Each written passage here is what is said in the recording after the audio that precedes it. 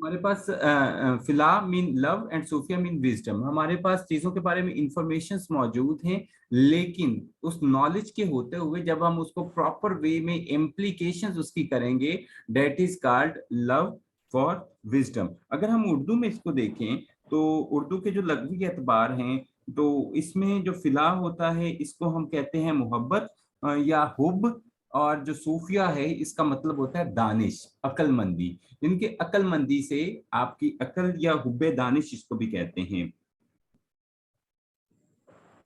तो जो मुख्तलिफ फिलोसफर्स होते हैं वो जिंदगी के बारे में उनका जो नुक्ता नज़र होता है वो मुख्तलिफ होता है, और वो अपने उस नुक्ता नज़र की जो हकीकत है उसको साबित करने के लिए अपने फहम, अपने शऊर और अपनी अकल की मदद से मुख्तलिफ किस्म के दलाइल देते हैं। तो अब ये सवाल ये पैदा होता है कि फिलोसोफर किसको कहा जाता है। फिलोसोफर हम उस शख्स को कहते हैं जो कोई भी बात सुनता है, कोई भी चीज को देख किसी भी चीज को देखता है, तो उस पर उसको उसको एज इट इज परसीव नहीं कर लेता, उस पर एज इट इज यकीन नहीं कर लेता, बल्कि उस पर यकीन करने की बजाय अपनी अकल, अपने शऊर, अपनी फहमो फरासत, अपने सोचो बचार और अपनी अक्लो दानिश से उस बात की तह तक पहुंचता है कि असल हकीकत इसके पीछे क्या छुपी हुई है। तो ये तो था जी हमारे पास लव फॉर विजडम, फिला एंड सूफिया इसका कॉन्सेप्ट। तो हम इसको सिंपल ये नहीं कहेंगे कि लव फॉर नॉलेज के इल्म हासिल करना। अच्छा, यहाँ पर एक बड़ी मजे की मेरे पास ज़हन में बात आ गई। तो जब खुदा ना खास्ता हम अपने घर में बैठे हुए कोई अक्लमंदी वाली बात कर लें, या अपने दोस्तों में बैठे हुए हम कोई अक्लमंदी वाली बात कर लें, तो हमारे हमें लोग ये कहना शुरू कर देते हैं, तो बह जा डरेंदा नहीं, तो बड़ा फिलोसोफर। तो इसका मतलब ये हुआ कि जो फिलोसोफर्स होते हैं वो अक्लमंदी वाली बातें करते हैं, वो सियानी सियानी बातें करते हैं, तो इन लोगों को हम फिलोसोफर्स कहते हैं। और अकल को जब हम इस्तेमाल करते हैं, that is called the way of philosophy. गौर व फिक्र हम करते हैं, सोचो विचार करते हैं किसी भी मसले के बारे में, तो उसको हम फिलोसफी कहते हैं। तो यहाँ पर हमने 3 एमसीक्यूज डिस्कस किए हैं। सबसे पहले तो फिलोसफी जो है वो ग्रीक वर्ड है, और फिलोसफी दूसरे जो 2 एमसीक्यूज हैं वो दो अल्फाज का मजमुआ है, philo and sophia, love for wisdom. और चौथा जो इसके अंदर हमने कॉन्सेप्ट पढ़ा है वो लव फॉर नॉलेज नहीं है, सिर्फ इल्म हासिल करना नहीं है, बल्कि जो आपके पास नॉलेज है उसको आप उसकी इम्प्लीकेशन कैसे करते हो, उसको अपनी रियल लाइफ के अंदर अप्लाई कैसे करते हो, उसकी एप्लीकेशंस देखनी है। नॉलेज मौजूद है, लेकिन हमारे पास विजडम, हम कब कहेंगे कि इस बंदे के पास विजडम है? लव फॉर विजडम से क्या मुराद है जी? इस बंदे के पास विजडम है। हम कब कहेंगे इस बंदे के पास विजडम है? जो सही मौका पर सही बात करता है, सही मौका पर सही डिसीजन लेता है, जो सही मौका पर अपने नॉलेज को सही तरीके से अप्लाई करता है, सही जगह पर अपने नॉलेज को अप्लाई करता है, तो इसको हम कहते हैं love for wisdom. In the original and widest sense philosophy is the love, study और pursuit of wisdom of or of knowledge of things and their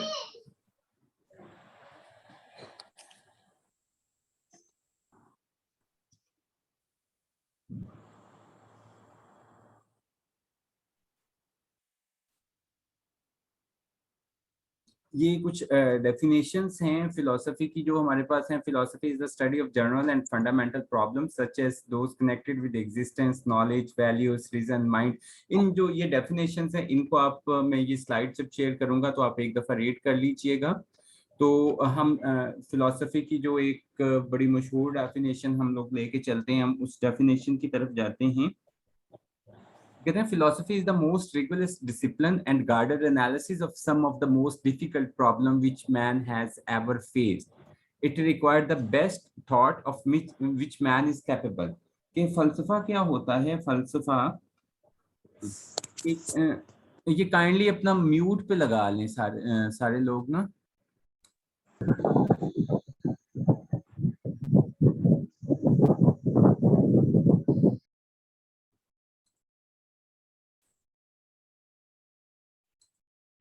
तो फिलॉसफी क्या है? फिलॉसफी ऐसे प्रॉब्लम्स के सॉल्यूशन को ढूंढने का नाम है, ऐसे प्रॉब्लम्स का, ये ऐसे मसाइल का हल निकालती है जो इंसान को उसकी जिंदगी के अंदर सबसे मुश्किल लगते हैं। ये एक सिस्टमैटिक वे के अंदर सोचो विचार का नाम है। इसको हम फिलोसफी कहते हैं। तो और प्लेटो इसको क्या कहता था, प्लेटो इसको साइनॉप्टिक व्यू ऑफ वन सेल्फ कहता था, कि ये किसी भी बंदे का एक साइनॉप्टिक व्यू पॉइंट है।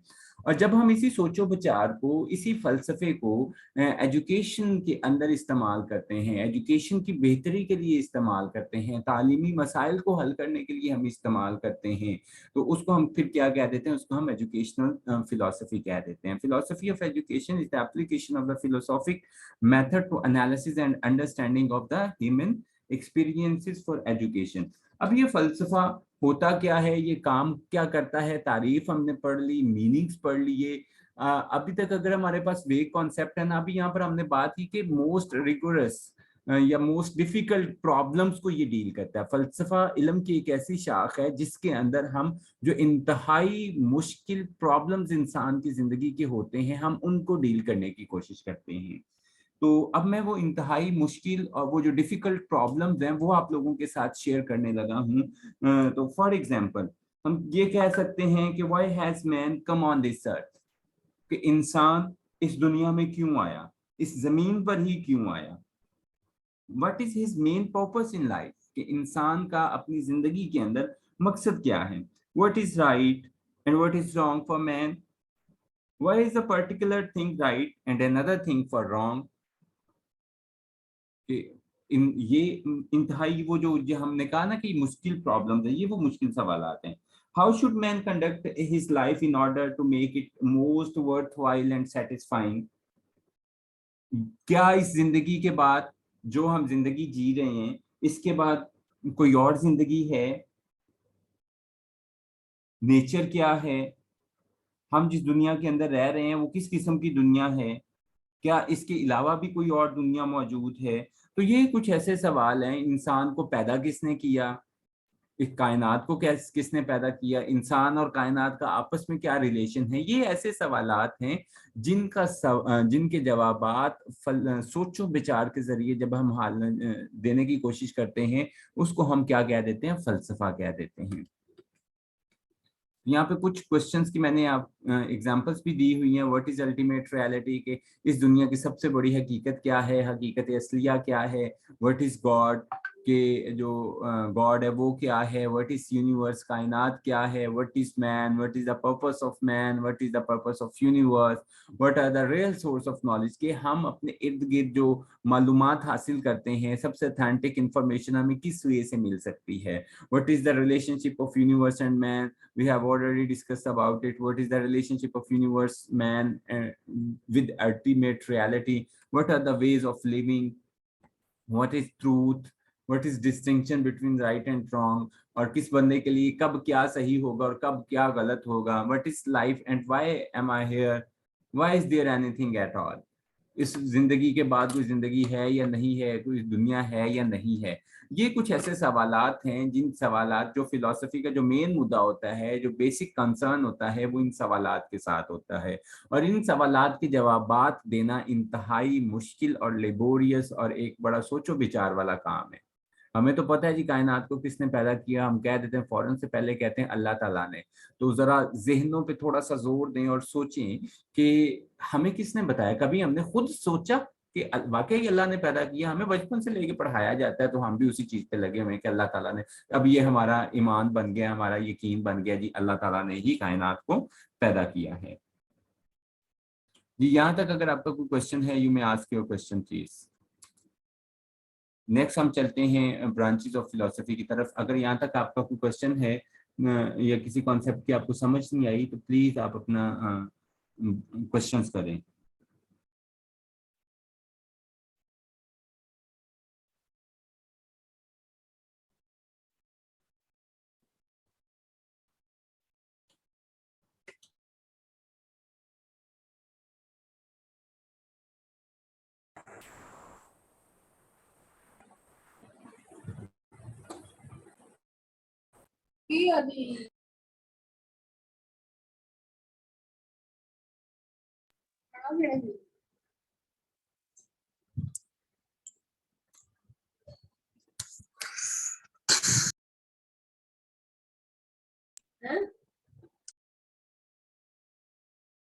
फिजिक्स है, इंसान की इसके साथ डील करती है, सॉरी, इंसान की नेचर के साथ डील करती है कि इंसान को किसने पैदा किया, क्यों पैदा किया, किस वक्त पैदा किया, इसका मकसद क्या है, मरने के बाद कोई जिंदगी है या नहीं है, इसको ऑन्टोलॉजी कहते हैं।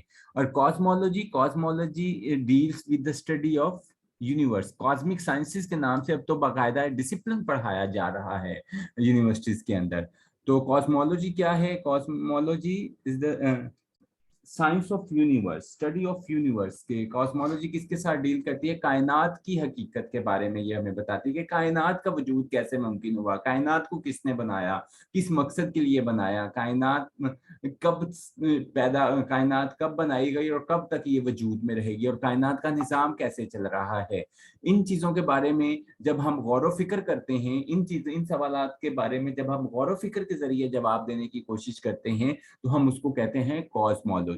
अब यहाँ पर जो आपके ज़हनों में एक कन्फ्यूजन, जो प्रोबेबल कन्फ्यूजन हो सकती है, वो ये हो सकती है कि हमने तो आज तक ऑन्टोलॉजी और मेटाफिजिक्स को एज अ सिनोनिम पढ़ा है, तो यहाँ पर मैं इसको इसकी सब टर्म के तौर पे यूज कर रहा हूँ। बेसिकली जो अम्ब्रेला टर्म है वो मेटाफिजिक्स है और ऑन्टोलॉजी इसकी सब टर्म है।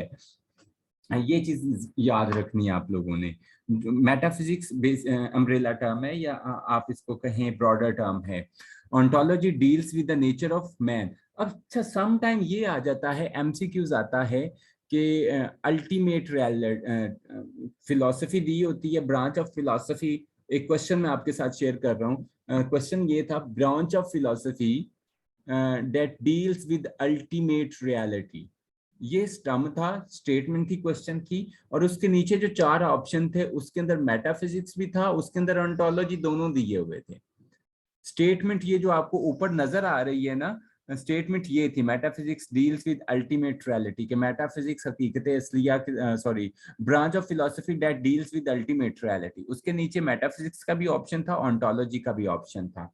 तो कुछ लोगों ने यहाँ पे मेटाफिजिक्स किया, कुछ लोगों ने ऑन्टोलॉजी किया, बट इसका जो एक्चुअल आंसर बनता था वो मेटाफिजिक्स बनता था। और जब आपने एक और ट्रिक जहन में रखनी है पेपर के अंदर, जब पेपर अटेम्प्ट करें, कि जब भी किसी स्टेटमेंट के अंदर आप देखें दो, एक अम्ब्रेला टर्म भी आ रही है और एक छोटी टर्म भी आ रही है, सब टर्म भी आ रही है, तो you should always select umbrella term. आपने अम्ब्रेला टर्म को ही सिलेक्ट करना है, आप उस छोटी टर्म को सिलेक्ट नहीं करेंगे, आप उस अम्ब्रेला टर्म को सिलेक्ट करेंगे। तो metaphysics deals with ultimate reality, और ऑन्टोलॉजी क्या है? Nature of man. अगर आपके पास ये सवाल आ जाए, स्टेटमेंट ऐसे हो, branch of philosophy that deals with nature of man, और अगर वहां पर ऑन्टोलॉजी और मेटाफिजिक्स दोनों हो, तो फिर यहाँ पर चूंकि ये सीधा सीधा है, तो इस पे आप फिर ऑन्टोलॉजी को ही करेंगे, सिलेक्ट करेंगे। तो ये इन दोनों के दरमियान फर्क है। मेटाफिजिक्स को फर्दर डिवाइड किया जाता है दो कैटेगरीज में, विच the first one is ontology and the other one is cosmology. Ontology deals with the nature of man and the cosmology deals with the nature of universe. जी, metaphysics के बाद हमारे पास epistemology आ जाती है।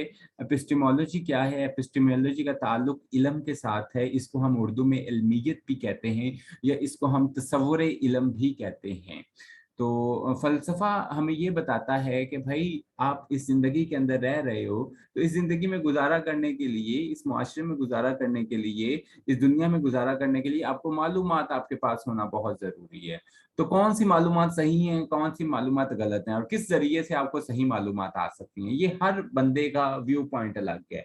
तो हम लोग कहते हैं, हम ये कहते हैं जी हमें कुरान मजीद से सही इंफॉर्मेशन मिलती हैं, कुछ लोग ये कहते हैं कि एक्सपेरिमेंट से सही इंफॉर्मेशन मिलती हैं, कुछ लोग ये कहते हैं कि हमें हमारे आबाओ अजदाद ने जो बताया वो सही इंफॉर्मेशन है, कुछ लोग कुछ कहते हैं, कुछ लोग कुछ कहते हैं। तो हर जो फिलोसोफर होता है, हर जो फलसफा होता है, वो एपिस्टेमोलॉजी को भी, उनका तस्वुर इल्म को भी डील कर रहा होता है कि हर फलसफे, हर इंडिविजुअल फिलोसफी के नज़दीक जो तस्वुर इल्म है वो क्या है। तो एपिस्टेमोलॉजी में हम दो चीज़ों को देखते हैं, सोर्सेस और मीन्स, कि हमारा जो असल इल्म है, जो अथेंटिक इल्म है, हकीकी इल्म का सरचश्मा है किस जगह पर, असल इल्म का मंबा कहाँ पर है, सोर्सेस कौन से हैं, इल्म, असल हकीकी इल्म पड़ा कहाँ पर हुआ है। और मीन्स से क्या मुराद है? मीन से ये मुराद है कि उस जहां पर हमारे पास असल इल्म पड़ा हुआ है, वहां से हम तक वो इल्म कैसे पहुंच रहा है, इसको मीन्स कहते हैं। तो एपिस्टेमोलॉजी को भी हम फर्दर दो हिस्सों में डिवाइड कर रहे हैं, दो कैटेगरीज में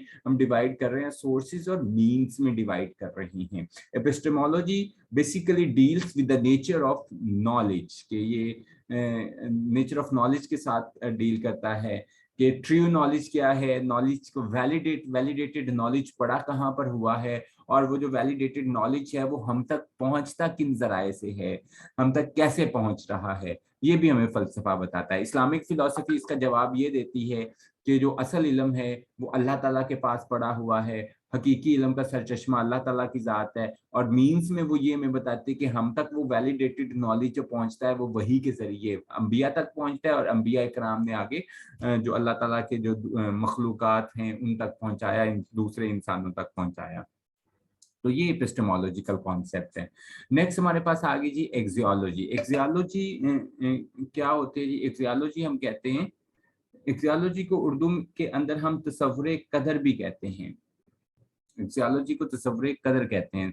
तो axiology is the branch of philosophy that studies values, norms, mores, customs के, हमारे जो रस्मो रवाज हैं, हमारे जो ट्रेडिशंस चल रही हैं, हमारी जो इखलाकियात हैं, हमारी जो इखलाकी इकदार हैं, वो क्या हैं, और एक मुआशरे के अंदर वो होनी क्या चाहिए, हमारे मुआशरती ज़ाब्ते, हमारे मुआशरती कवानीन, ये क्या हैं, ये हमें कौन बताता है? ये हमें एक्सियोलॉजी ही बताती है। तो एक्सियोलॉजी के भी हमने आगे फर्दर दो हिस्सों में डिवाइड किया हुआ है, एथिक्स में डिवाइड किया हुआ है और एस्थेटिक्स में डिवाइड किया हुआ है। Ethics concerns itself with the question of morality, what is right and what is wrong. Ethics हमें ये बताते हैं कि राइट क्या है और रॉन्ग क्या है। और एस्थेटिक्स क्या कहते हैं? Aesthetics deals with the beauty, with the art, के आपकी एक सोसाइटी के अंदर कौन सी ऐसी चीजें हैं जो उस सोसाइटी का तशख्खुस बरकरार रखते हैं, जो सोसाइटी की एक यूनिक, उस एक सोसाइटी को एक यूनिक सोसाइटी बनाती हैं दूसरी सोसाइटी से, उस सोसाइटी की एक आइडेंटिटी क्रिएट करती हैं। ऐसी चीजें सारी एस्थेटिक्स के अंदर आ जाती हैं। यहाँ पर मैं आपको विल ड्यूरेंट, एक फिलोसोफर था या एक बहुत बड़ा स्कॉलर था, उसने फलसफे पे बहुत ज्यादा किताबें लिखी हैं। मैं उसका बताता चलूं कि विल ड्यूरेंट ने यहाँ पर जो ब्रांचेस बनाई है ना फिलोसफी की, वो कहता है कि जो फलसफा होता है ये स्पेसिफिकली, इसकी 5 फील्ड्स हैं फिलोसफी की। उन 5 फील्ड्स में वो लॉजिक को रखता है, एस्थेटिक्स को रखता है, एथिक्स को रखता है, पॉलिटिक्स को रखता है, और उसमें वो मेटाफिजिक्स को रखता है। तो जब विल ड्यूरेंट लॉजिक की बात करता है तो वो लॉजिक से मुराद ये लेता है कि logic is the study of ideal method in thought और रिसर्च, कि जो आइडियल मेथड ऑफ थॉट्स हैं उसको वो क्या कह रहा है? लॉजिक कह रहा है। इसी तरह जब वो एस्थेटिक की बात करता है तो एस्थेटिक में वो कहता है aesthetic is the study of ideal form और beauty, it is the philosophy of art. और इसी तरह जब वो पॉलिटिक्स की बात करता है, सॉरी एथिक्स की बात करता है, तो एथिक्स के बारे में वो ये कहता है द आइडियल कंडक्ट, वो आइडियल कंडक्ट को एक society with in the larger social structure, वो जो आइडियल कंडक्ट्स होते हैं उनको वो एथिक्स कह रहा है। इसी तरह विल ड्यूरेंट जब पॉलिटिक्स की बात करता है, जो उसका चौथा फील्ड है फलसफे का, पॉलिटिक्स की बात करता है, वो ये कहता है कि पॉलिटिक्स से मुराद एक आइडियल सोशल ऑर्गेनाइजेशन पैदा करना, development of ideal social organisation.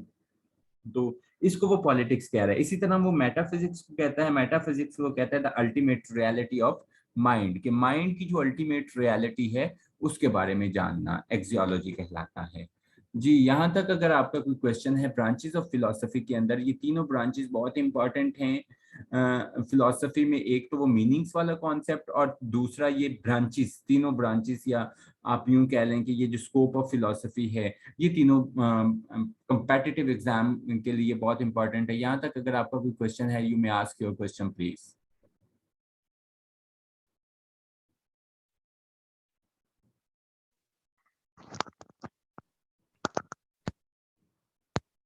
Sir आवाज आ रही है आपको? जी जी, आ रही है आवाज। सर ये फिलॉसफी का कॉन्सेप्ट है, ये दोबारा से इसको थोड़ा सा ब्रीफ कर अच्छा, फिलोसफी का कॉन्सेप्ट दोबारा से बता दो। जी। बेसिकली जो फलसफा है ये दो अल्फाज का मजमूआ होता है, जिसका मतलब फिला एंड सूफिया, फिला मतलब लव एंड सूफिया मतलब विजडम। तो यहाँ पर विजडम से क्या मुराद है, ये लाजमी नहीं है कि एक बंदा जिसके पास नॉलेज हो वो फिलोसोफर ही होता है।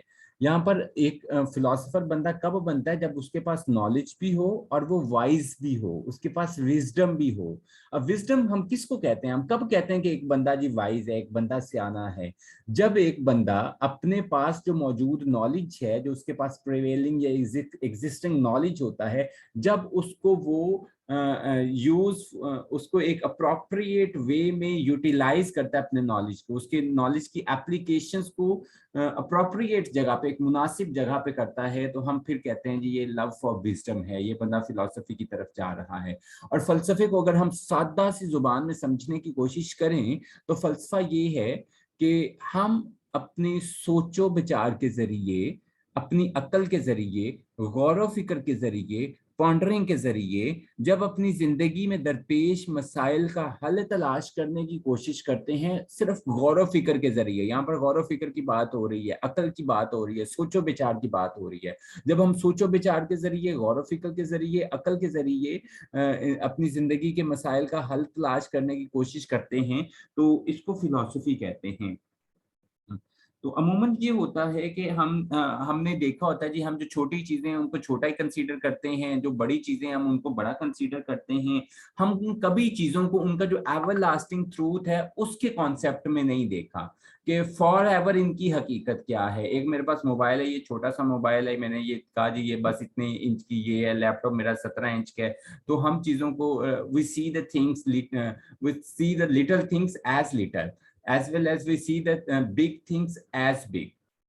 हम उनको एक ब्रॉडर स्पेक्ट्रम में, उनको फॉर एवर रियलिटी के तौर पर नहीं देखते जी। अभी भी आपका और जो फलसफा होता है, फलसफे में हम मुख्तलिफ सवालात के जवाबात देते हैं। अब वो सवालात कौन से हैं, वो सवालात मैंने यहाँ पे स्लाइड में भी रखे हुए हैं कि इंसान की हकीकत क्या है, कायनात की हकीकत क्या है, सोसाइटी के अंदर रहने के लिए हमारे पास रूल्स, रेगुलेशन, एथिक्स कौन से होने चाहिए। तो ये जो ब्रांचेस हैं, बेसिकली अगर इन ब्रांचेस को अगर हम समझ जाएं तो यही फलसफे का मौजू हैं, यही फलसफे के जो इनको हम फलसफे के मौजूआत भी कहते हैं। तो फलसफा इन्हीं 3 ब्रांचेस पे आगे चलता है जी। Is there any other question? अब ये हमारा एक दफा सेशन ब्रेक होगा, मैं आपके साथ